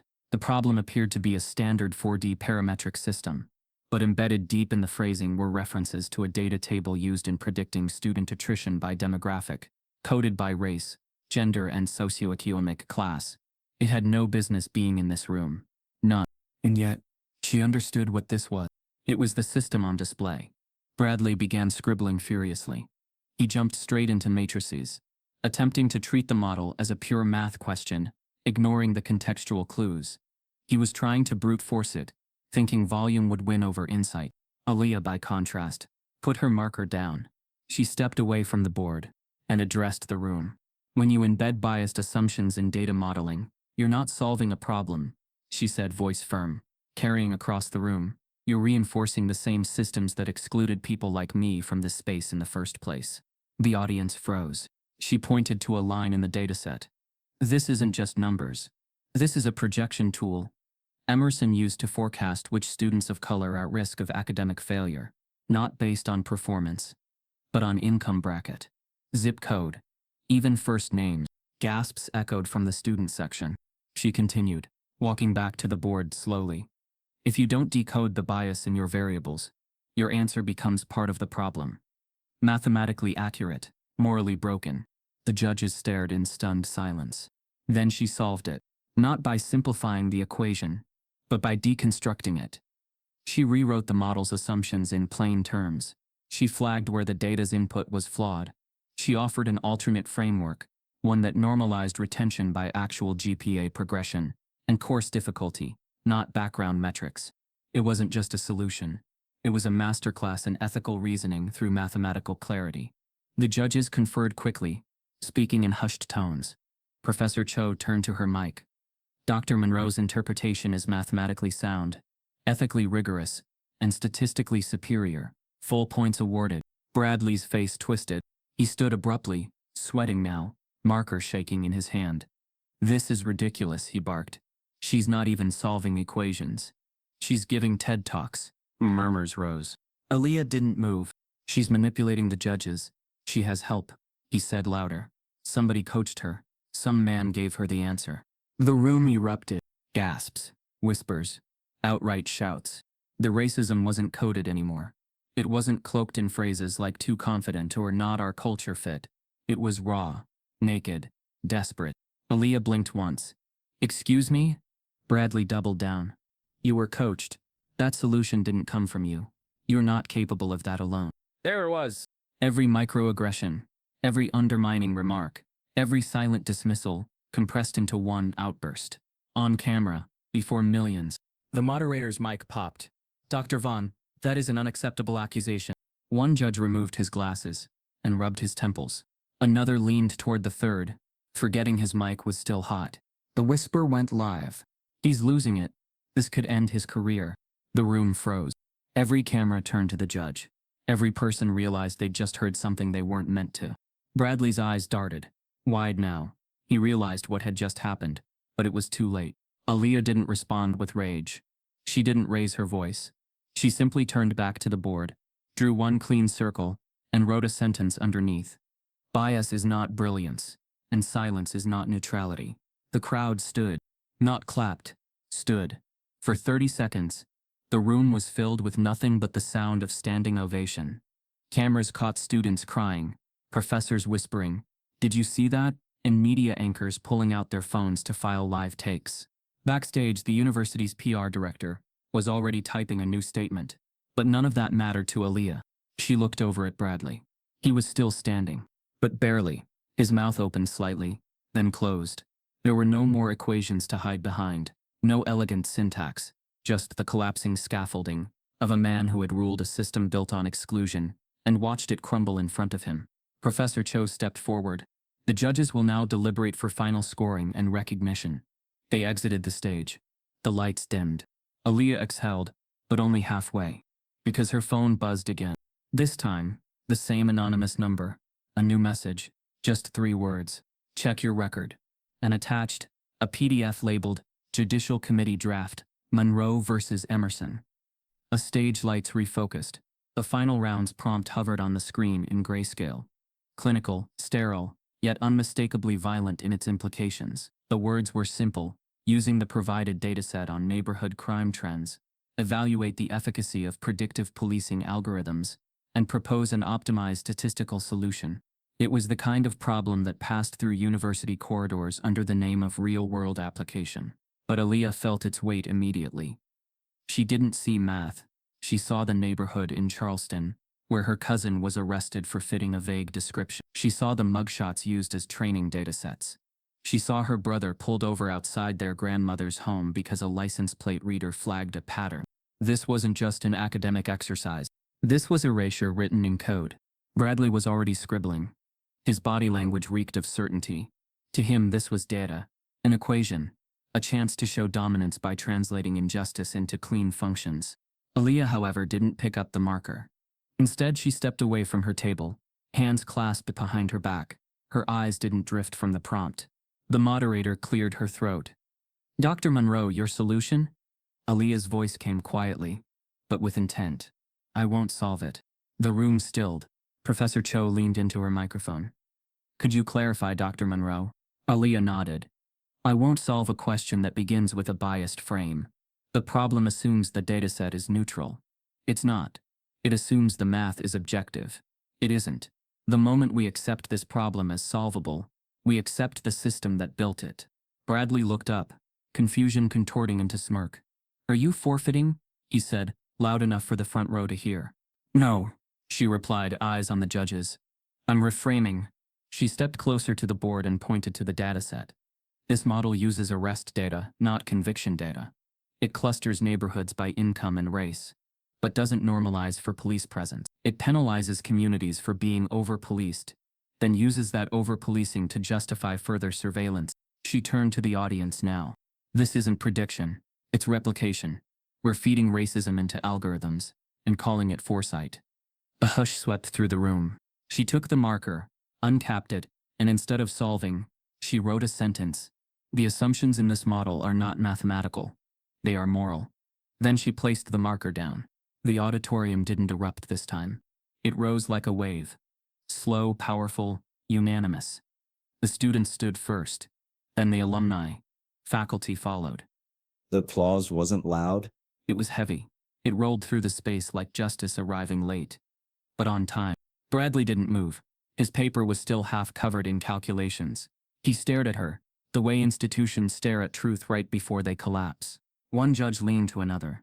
The head judge, Professor Cho, whispered something neither mic nor camera could catch. Then she turned to the crowd.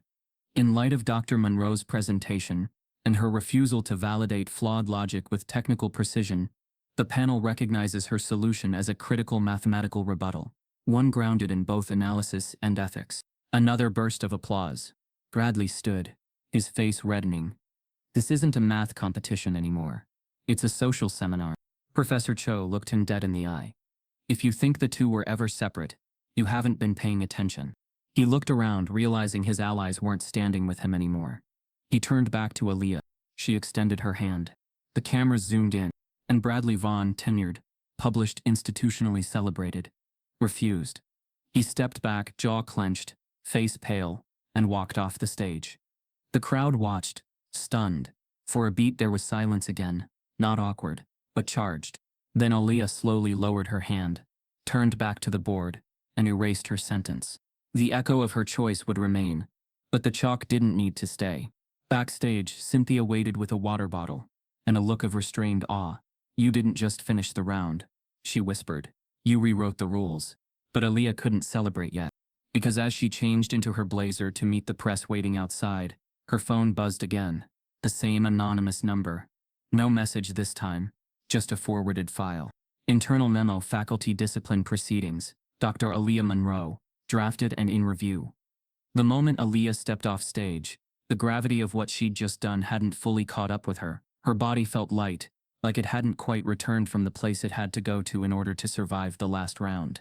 Cynthia met her near the service hallway, trying to hand her a water bottle. But Aaliyah's hands were clenched, her phone still glowing with the forwarded file from the anonymous source. Internal memo, faculty discipline proceedings, Dr. Aaliyah Monroe, drafted and in review. Even as the applause thundered on behind her, Emerson was already preparing the next attack. Down the corridor, the review panel and event staff had gathered in a post-event huddle. Bradley was there, voice raised, face flushed, not the calm, confident professor from earlier, but something brittle. The moment he saw Aaliyah approach, he broke from the circle, gesturing with stiff, angry hands. "You set me up," he barked, loud enough to draw attention from nearby volunteers. This entire thing was political theater, a witch hunt under the banner of diversity. The moderator held up a hand. "Dr. Vaughn, this isn't the time where—" He cut her off. "Oh, it's always the time when someone like me dares to call it out. You let her grandstand. You applauded a monologue instead of a mathematical solution. You've turned this campus into an ideological circus. You're spiraling," one of the judges muttered under his breath. Bradley's voice sharpened like a blade. "I'm filing a formal complaint against the panel and the university for discrimination against white male faculty, for creating a hostile work environment rooted in identity politics." He stormed out, slamming a side door behind him. Aaliyah didn't flinch. She knew it wasn't over. Not by a long shot. Hours later, the headlines hit. Top professor accuses Ivy League university of reverse discrimination. Emerson whistleblower, or woke target. A campus meltdown. Math symposium ends in racial firestorm. Right-wing blogs exploded with conspiracy. One headline read, "Black history professor hijacks math competition. Faculty silent." Another referred to Aaliyah as a diversity hire who weaponized the sympathy vote. They clipped her final round commentary and cut out the math, splicing together her words with reaction shots to make it look like she hadn't solved anything at all. The phrase, "she refused to do the math," became a meme in circles that hadn't watched a second of the event. Her university inbox was flooded within hours. Some messages read like threats, others like venom wrapped in formality. "We don't need politics in our equations. Hope you're enjoying the handouts. You're a disgrace to the profession." One email included a photo of her office door, taken at night. No message, just the image. Campus security shrugged. "Probably a student prank." Cynthia wasn't so sure. "It's not a prank if they're trying to make you feel hunted." Despite the backlash, something else had begun to happen. A quieter countercurrent. Invitations. Praise. National media outlets asking for interviews. NPR, PBS. Several academic journals reaching out to publish her closing argument from the symposium. University students sent her thank you messages, many from those she'd never taught. A handwritten note slid under her office door read, "Because of you, I'm staying in my major." But even that couldn't drown out the noise behind closed doors. Inside Emerson's senior faculty meetings, the conversation wasn't about the event's impact. It was about control. Bradley's resignation threat had caused tremors. Though many quietly disapproved of his meltdown, some of the old guard defended him, veiled as concern for university tradition or preserving academic standards. "He's not wrong," one tenured professor was overheard saying. "It's becoming dangerous to challenge certain narratives." The board of donors divided. Some applauded the spotlight. Others threatened to pull funding, especially after alumni demanded more diverse leadership. The math department's largest donor sent a terse letter to the dean. If political activism continues under the guise of scholarship, consider my endowment paused. The university president, Dr. Greer, walked a tightrope. In a campus-wide statement, he said, "We are proud of our faculty's commitment to dialogue. Even when controversial, we do not condone hate or intimidation. We also uphold the right to academic critique." It was the kind of statement that said everything and nothing. Behind the scenes, Aaliyah's future hung in balance. Her tenure application, which had once been a quiet formality, given her rising publications and teaching impact, was suddenly in question. A faculty vote was scheduled for the following week, and the murmurs had begun. She's brilliant, but divisive. Is she tenure material or just momentarily viral? She'll bring attention, yes, but the kind we can't control. At home, Aaliyah sat by her window reading the forwarded memo again. Concerns about departmental fit, professional conduct, and university reputation. It didn't accuse her of wrongdoing, but it framed her impact as disruption, not excellence. Cynthia called that night. "I heard the vote's gonna be close. Who's wavering?" Aaliyah asked. Dr. Vernon. Philosophy department. He's the swing. Aaliyah paused. He's the one who gave a keynote last year about protecting discourse. Yeah. But he's also been pushing backroom talks about keeping academia free from spectacle. Cynthia's voice dipped. You might be too public for him now. It was a bitter irony. She'd proven herself in full public view, and that visibility was now ammunition against her. The next day, Aaliyah met with the faculty tenure committee. It wasn't a formal hearing yet, but the air in the room felt tense, like everyone was afraid to be the first to speak truthfully. The chair, Dr. Helen Rashad, began. "Dr. Monroe, thank you for coming. Given recent events, the committee has received both praise and concern regarding your campus profile." Aaliyah nodded. "I understand." Rashad continued. "Your students' evaluations are exemplary. Your scholarship is strong. But several committee members have raised questions about," she hesitated, "collegiality and institutional tone." Aaliyah tilted her head. "You mean backlash from me doing what the university asked me to do?" Rashad didn't respond. Instead, she opened a file. "We've received formal documentation of your actions at the symposium, as well as media fallout. Some faculty feel your involvement created reputational risk." Aaliyah kept her tone even. "So when I'm silent, I'm disengaged. When I speak, I'm disruptive. Is there a version of me that fits your model?" The room went still. "I didn't design that event," she continued. "I didn't start the fire. I just refused to burn quietly." Someone at the end of the table, an older white professor she barely recognized, said quietly, "The question isn't whether you were right. It's whether the institution can survive what comes next if you stay." It was honesty, ugly, and finally unfiltered. Aaliyah stood. "Then that's your real question. Not tenure. Survival." She walked out, knowing her fate would now be decided not by merit, but by fear. Later that night, Cynthia sent her a message. "Just heard Vernon's leaning no." As Aaliyah deletes the message, another pops up, this time from the assistant of an anonymous donor. It reads, "Our foundation is prepared to fully fund your position if the university does." The email from the anonymous donor's assistant lingered in Aaliyah's inbox all night, like a whisper she didn't know whether to trust. "Our foundation is prepared to fully fund your position if the university doesn't." It was unsigned, no foundation name, no term, just the kind of offer that carried both opportunity and danger. The kind that made you wonder if justice was finally arriving, or being bought. She didn't reply. Not yet, because there was still one vote left to cast. The tenure committee meeting was scheduled for 10:00 a.m. in Chamberlain Hall. A location Aaliyah knew was intentionally chosen, secluded, inaccessible to students, and far from the activism that had bloomed across campus in the past 2 weeks. By the time she arrived, a dozen students had already formed a silent circle outside the building, holding signs that simply read, "Let her teach." Inside, the atmosphere was hushed, ceremonial, the kind of bureaucratic theater where every word carried the weight of centuries of hierarchy. 12 voting members. Majority needed 7. She had 6 confirmed supporters. The 7th, the swing vote, was Dr. Vernon. He was already seated when she entered, adjusting his glasses and pretending not to notice her presence. But he noticed. Everyone noticed. The chair, Dr. Rashad, began by reading a summary of her academic record. Peer-reviewed publications, student evaluations, media appearances, public scholarship. Then came the deliberation.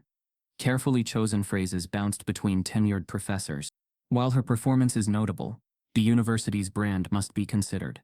She's sparked national conversation, both good and polarizing. No one denies her intellect, but questions remain about long-term fit. Aaliyah said nothing. She knew this performance. The coded language of exclusion, the shift from merit to fit. It was never about qualifications. It was about comfort. Finally, the vote. Each name called, each voice said approve or deny. By the time the tally reached Vernon, the room tensed. He cleared his throat and said flatly, approve. The chair paused, caught off guard. 8 votes for, 3 against, 1 abstain. It was done. Aaliyah Monroe had tenure. For the first time in Emerson's 207-year history, a black woman with a concentration in historical data science and no PhD in mathematics had secured a tenured position after dismantling the very system that tried to disqualify her. She left the room with her face still, her stride even, but when she stepped outside and the students erupted into cheers, something inside her cracked open. She didn't smile, but her eyes glistened, a quiet kind of triumph, one that knew what it cost. Within hours the news leaked. Historic tenure win for Dr. Aaliyah Monroe. Emerson votes yes on controversial black scholar. After firestorm. Woman at the center of math justice now permanently faculty. Inside the Emerson bubble, the administration scrambled to manage the fallout. Bradley Vaughn's lawsuit had already been filed, but it imploded quickly. The legal team found no evidence of discriminatory action against him. His claims of a hostile racial climate for white men were dismissed in a preliminary hearing. The university let the case die quietly. No press release, no public support. Bradley didn't return to campus. Word spread that he was taking an extended sabbatical. No one missed him. The university did release a statement about Aaliyah, 3 paragraphs of polished language that praised her contribution to academic discourse, commitment to interdisciplinary innovation, and courage under scrutiny. It didn't mention the stolen laptop, the targeted complaint, the whisper campaigns, or the institutional gaslighting she'd survived. It didn't apologize. But the internet did. Clips of her final round at the symposium exploded on TikTok. One edit layered her commentary over scenes from civil rights marches. Another translated her words into Spanish, Portuguese, and Mandarin. Captioned, "This is how you dismantle a system with a sentence." A video titled "The Woman Who Solved Racism with Math" hit 2.8 million views in a week. In the comments, strangers told her they'd return to school after watching her speak. Parents said they showed the clip to their daughters. An Indian engineering student from New Delhi wrote, "You made me believe math can mean something again." But with visibility came venom. Trolls resurfaced her old photos. Fringe forums claimed she was planted by diversity consultants. Her brother's old juvenile record was posted anonymously. Podcasts labeled her the poster child for woke academia. They called her dangerous, arrogant, radical. She didn't respond. She taught her classes, met with students, mentored first years from underrepresented backgrounds. And every night she walked past her office door, now adorned with notes taped up by students. "You make this campus feel different. Thank you for not shrinking. You rewrote the test." One day, Cynthia handed her a note, left in the physics lounge. It read, "She made math feel like justice. I didn't know it could." But just as the dust began to settle, the next twist came. A new email. Subject line, "Proposal, Departmental Vision." The body read, "Dr. Monroe, your demonstration of ethical rigor and critical data analysis has inspired a movement across campus. In light of recent events and growing interest in interdisciplinary studies, Emerson University formally invites you to lead the creation of a new academic initiative, the Department of Race, Data, and Ethics. We envision a first-of-its-kind program that critically explores how numbers, systems, and structural bias intersect. Your leadership would define its foundation. Please advise on your interest." Aaliyah stared at the screen, unreadable. Behind her, the same campus that once tried to erase her name now asked her to build something permanent. She clicked reply. Just as she began typing, a new email slid into her inbox. This one from a national news outlet. "We've obtained internal audio that may change how the public views your entire case. Call us before midnight if you want to respond." The morning after she replied to the proposal, Aaliyah arrived at her usual office but didn't sit. Instead, she stood in the window, looking out at the quad where students were already streaming across campus, holding coffee, others hurrying to class, but all under the same pale fall sky. The offer to lead a new department, Emerson University's Department of Race, Data and Ethics, felt like a promise. It also felt like a responsibility. She turned toward her desk where the email lay open, next to the archived folder of last year's symposium problems, the stolen laptop report, and the dossier of student testimonies. She exhaled. "Let's do it," she whispered. Only she knew how deeply that decision would matter. Within days, the planning began. She recruited assistants, postdocs, graduate researchers, and collaborators across disciplines. From mathematics came a young Latino statistician who'd studied algorithmic bias. From computer science, a black woman majoring in data ethics. From history, a white male scholar focused on colonial science. They met in a small seminar room, whiteboards full of project outlines. Module 1, Quantifying Inequality. Module 2, Predictive Systems and Prejudice. Module 3, Data Storytelling and Social Justice. Aaliyah listened more than she spoke, but when she did, her voice carried the weight of her own path. She reminded them, numbers don't lie, but they often protect. We expose the protection. The university allocated an initial budget, new faculty lines, a data lab, funding for public symposia, and programming aimed at high school students of color. The press release quoted the president.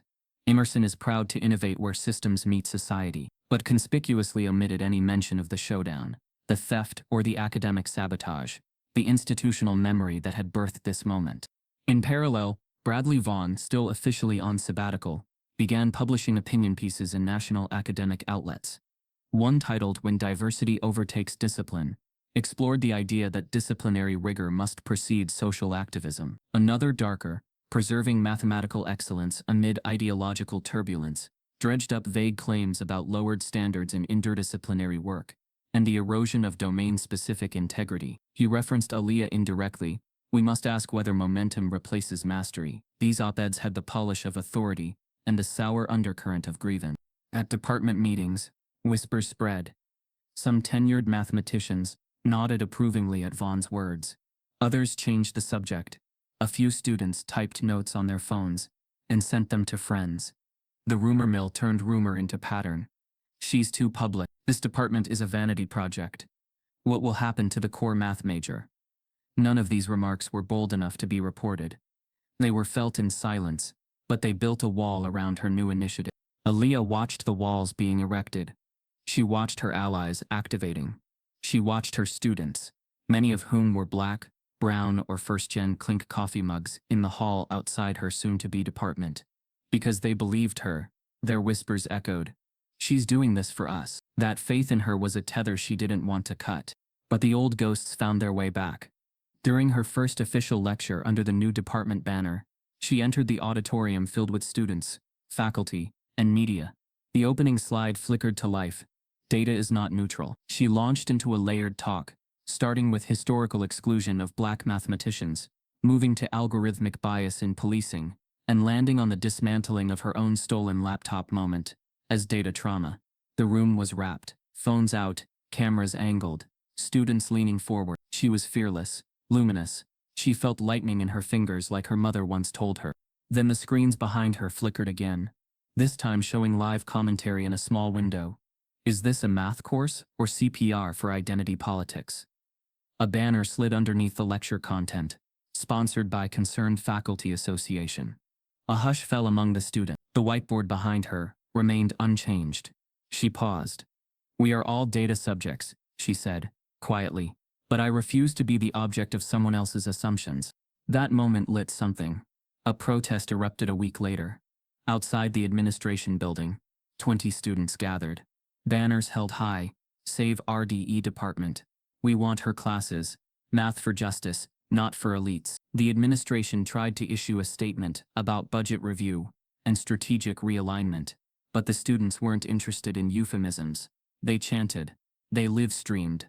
They mapped the names of donors back 5 decades. The message: this department was not only her vision, it was their hope.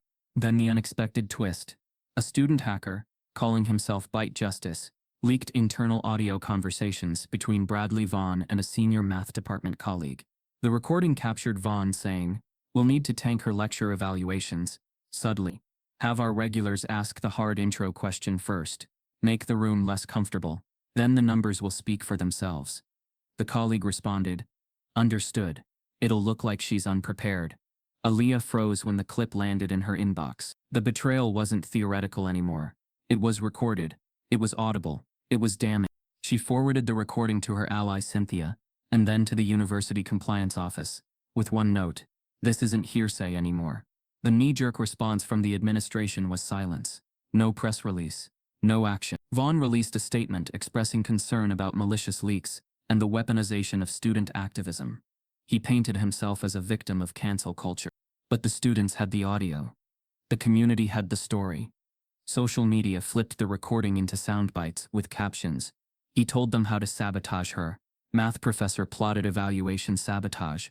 The momentum built again. But Aaliyah knew the boardrooms inside the university were still shuffling. Inside her office that evening, she stared at her reflection in the dark window. The department sign had just arrived. Department of Race, Data and Ethics. She touched the brass letters gently. Concrete. Real.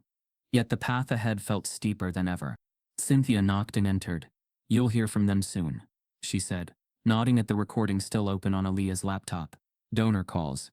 Press inquiries. Threats behind doors." Aaliyah nodded. "We'll show them the door." Cynthia smiled faintly. "And build one behind you." In the days that followed, donors threatened to withdraw support unless the department was folded back into the math department. Some board members called for a moratorium on new hires. Internal emails circulated about reviewing program viability. Despite tenure, despite national headlines, Aaliyah found herself defending the very foundation she'd just built. But the students didn't waver. They stood outside her office. They showed up to open labs. They hosted speaker series. They erected the first public poster of the department, with a quote from her: "We measure power not just with numbers, but with who gets counted." One evening, as she locked the door and prepared to leave, a young graduate researcher burst in, carrying an envelope from an anonymous donor. The student said, "With no condition." Aaliyah opened it. Inside was a check for $100,000, framed with a note, "For data justice, from those left uncounted." The donor name was Anonymous Minority Fund. Tears pooled in Aaliyah's eyes. "They saw," she whispered. "They actually saw." As she left the building, the campus lights flickered on one by one. The hush of the evening was familiar, but now the silence didn't feel empty. It felt charged. Yet even as she walked home past the quad, she knew victory wasn't finished. It was just beginning. That night, her phone buzzed again. She answered. A deep voice said simply, "We have a recording of you accepting that donation. Public disclosure may violate university policy. You'll want to check your mailbox in 10 minutes.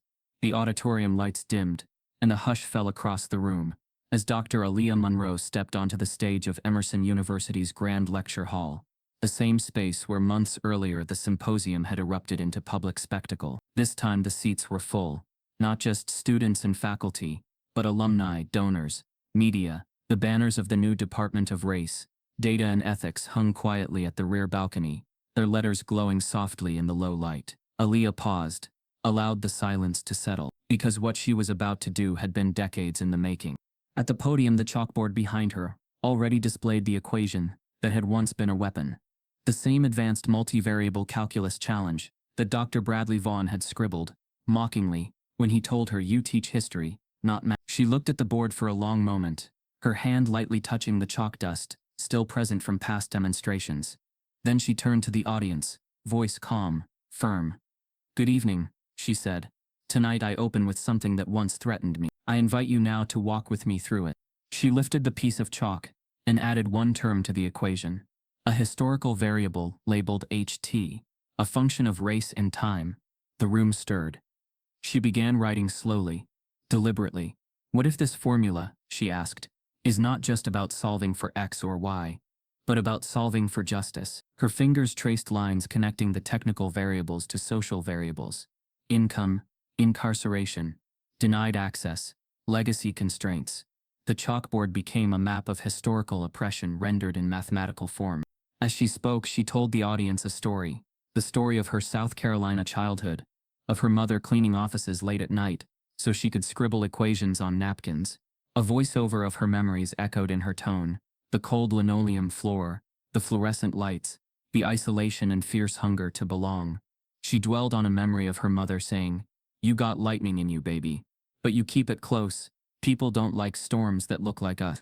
That memory, now reframed, became the core of her lecture. She didn't mention Vaughn's name here, not yet. She let the math speak. Then she switched.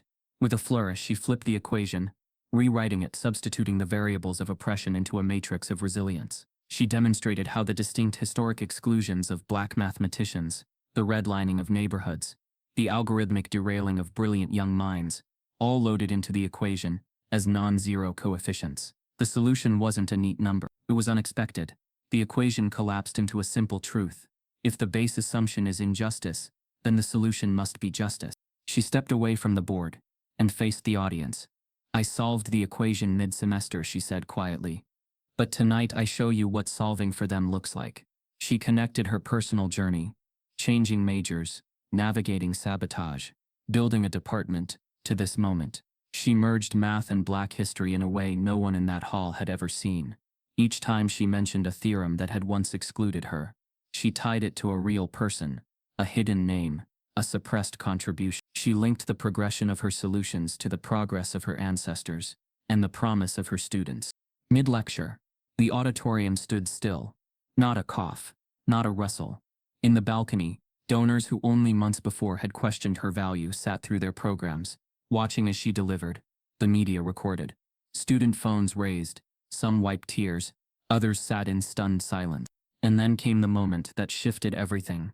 She closed the chalkboard, erased the equation, and replaced it with a single line in bold letters: "Never let anyone define your intellect by your identity." She stepped back, folding her arms, allowing the sentence to rest in space like a final verdict. The auditorium erupted, not just in applause, but in standing ovation. Visuals flashed across screens behind her: headlines, student testimonies, social media clips of her 2.8 million viewed TikTok moment. The donors, in that moment, shifted. They saw her not as a sermonizer but as a scholar, an architect, a bridge between disciplines. The university president stood in the back row, hands in respect. Within 24 hours, the funding board convened. The provisional budget for the new department was doubled. The remaining donor hesitations evaporated. "We believe in you," the anonymous donor's note became public in controlled release. The board voted unanimously to expand the department into a full school of race, data and ethics effective next academic year. Bradley Vaughn's status changed almost simultaneously. The university quietly accepted his early retirement. The math hall named after him had his name removed. No formal ceremony. No announcement, just an email to the mathematics faculty. Effective immediately, the Vaughn Hall inscription is being re-evaluated. In the following weeks, the plaque bearing his name was replaced by Clean E. Monroe Hall. A quiet triumph. Aaliyah returned to her office, late that night. The hush of the hallways was different. It felt like watermark territory. She sat at her desk, opened the final email of the day. It glowed in her inbox. Subject: invitation to lead national initiative on ethical AI and race. The White House requests your leadership. She closed her eyes, fingers lightly touching the keyboard. Scenes from the past year flashed. The mixer where Vaughn challenged her. The video trending overnight. The stolen laptop. The secret transcripts. The audio leaks. The fight for tenure. The department building. Each scene carried weight, pain, victory. She leaned back, exhaled. A name she didn't yet speak aloud hovered between her and the next horizon. Tomorrow would bring a press conference and a national mandate. Tonight she sat in silence, absorbing that every moment had led to this. Her phone buzzed once. A message from her mother: "I knew you'd make thunder." She smiled. A simple text, but immense. She glanced at the chalkboard still hung in her office. The equation half erased, but the sentence bold, unforgotten. The equation that Vaughn had used to mock her, she had transformed into her signature. She unlocked a drawer, retrieved the napkin from her mother's office, from years ago, now framed, and placed it beside her doctorate certificate. The juxtaposition felt right. Then the phone buzzed again. Her assistant: "Media line is open. You have 45 minutes before the cameras arrive." She stood, straightened her blazer, walked to the window. The campus dorm lights glowed in the dark. Students milling, patterns of motion, like data plotted. She thought of them. The ones who said they'd stay because of her. The ones who watched her lecture from India, Brazil, Kenya, and Nigeria, thanks to the viral clips. She raised the blinds slightly and looked out at the horizon. Tomorrow the country would watch. Just before she left her office, another email popped up, this time titled, Confidential, National AI Commission. Dr. Aaliyah D. Monroe. She clicked it and saw the subject line of the attached PDF, Project Gaia, Nationwide Algorithmic Reform Initiative, 2026-2030. She swallowed hard, then the message, you must sign your acceptance by midnight. No one should have to fight this hard, just to be seen as equal. If you've ever felt invisible, dismissed, or underestimated because of who you are, you're not alone. Type yes if you believe talent has no color. Subscribe if this broke your heart.